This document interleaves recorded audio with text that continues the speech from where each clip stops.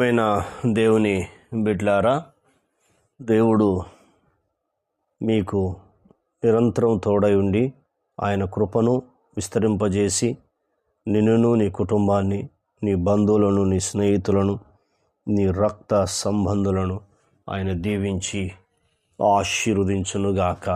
Amen, amen. వాక్యాన్ని చదువుకుందాం. యోబు గ్రంథము 16వ అధ్యాయము 2వ వచనము చదువుకుందాం. అందుకు యోబు ఏం మాట్లాడుతున్నాడంటే, ఇట్టి మాటలు అనేకం నేను వినియున్నాను, మీరందరూ బాధకే కర్తలు కానీ ఆదరణకు కర్తలు కారు. 3వ వచనం, గాలి మాటలు ముగిసిపోయినా మీకేమి బాధ కలుగుడు చేత నాకు ఉత్తరం ఇచ్చుచున్నావు. తన స్నేహితులు ఎడల ఈ మాటలు మాట్లాడుతున్నాడు. నిజమే, మరి నీకు కూడా ఇలాంటి స్నేహితులు ఉన్నారేమో.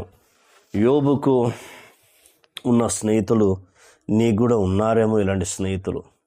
అందుకే తన స్నేహితుల విషయంలో ఈ మాట మాట్లాడుతున్నాడు.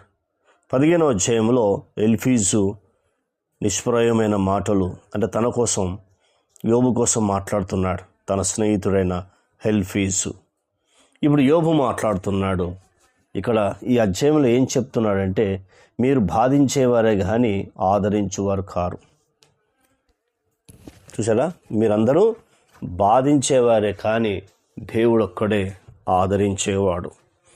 ఎంత అద్భుతమైన మాట మాట్లాడుతున్నాడో మనం కొన్ని విషయాలు నేర్చుకుందాం. మీరందరూ బాధకే కర్తలు కానీ ఆదరణకు కర్తలు కారు. చూసారా, మీరందరూ, తనకున్న స్నేహితులు, బంధువులు, రక్త సంబంధులకు ఎవరైనా కావచ్చు, తనకున్న వారందరూ బాధకే కర్తలు అంటున్నాడు. అంటే బాధించేవారు, దూషించేవారు, గాయపరిచేవారు, అవమానపరిచేవారు, తృణీకరించేవారు, రకరకాలమైన వారు అని చెబుతూ మాట్లాడుతున్నాడు. కాబట్టి దేవుడు చెప్తున్నాడు ఏంటంటే, మీరందరూ ఆదరణకు కర్తలు కారు అని ఆ మాట తెలియపరుస్తున్నాడు. మరి ఇక్కడ మనం చూస్తున్నప్పుడు దేవుడు ఒక్కడే అని మనకు పరిశుద్ధమైన గ్రంథము చెప్తా ఉంది.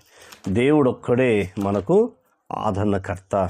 కాబట్టి ఈ ఆదరణకర్త అయిన దేవుడు ఆయన మనతో వాగ్దానం చేస్తున్నాడు. ఆ వాగ్దానాన్ని పొందుకుందాం. యోహాను సువార్త 14వ అధ్యాయంలో 18వ వచనము మనం చదివి ధ్యానించుకుందాం. దేవుడు మాట్లాడుతున్నాడు, తను నమ్మిన శిష్యులతో మాట్లాడుతున్నాడు.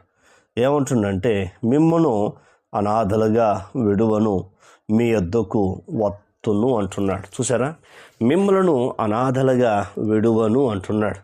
అంటే బాధించేవారే ఉండొచ్చు, నీకు దుఃఖపెట్టేవారు ఉండొచ్చు, గాయపరిచేవారు ఉండొచ్చు, కానీ దేవుడు చెప్తున్నాడు, మిమ్మలను అనాథలుగా విడువను, మీ యొద్దకు వస్తాను. ఎందుకంటే ఎవరైతే నేను బాధిస్తున్నారో వారి విషయంలో చింతించకు, దుఃఖపడకు, ఆలోచించకు, ఎందుకంటే నేను నీ యొద్దకు వస్తున్నాను అని చెప్తున్నాడు. అందుకే ఆయన కుమారుడైన యేసుక్రీస్తు ప్రభువారిని నీ కొరకు, నా కొరకు ఈ లోకానికి ఆయన పంపించాడు.